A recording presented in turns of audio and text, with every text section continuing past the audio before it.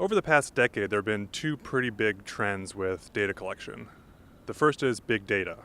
Think Google collecting all of your search history, or Amazon being able to make recommended purchases based on what you've purchased before. And the second is the quantified self. This has mostly been the domain of people who are like super into fitness and track how much they weigh every day down to the tenth of a pound to how much they can bench press.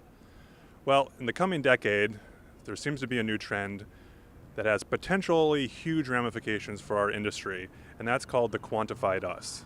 Think of it as big data on a community level that is being inputted by willing participants for their own benefit.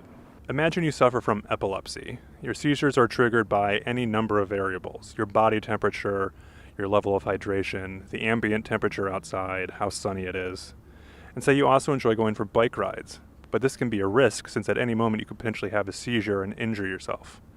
Now imagine you wear a device, maybe something like a more robust Apple Watch, that can measure and track all the variables that contribute to a seizure.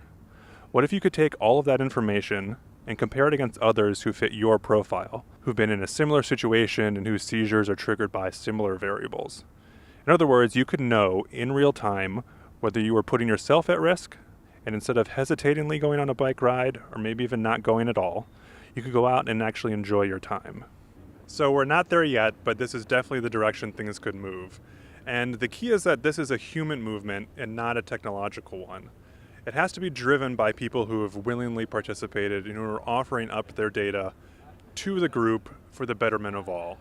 And what we need to do is be able to design applications and technology to support their efforts so that this sort of movement can actually get off the ground and really start helping people.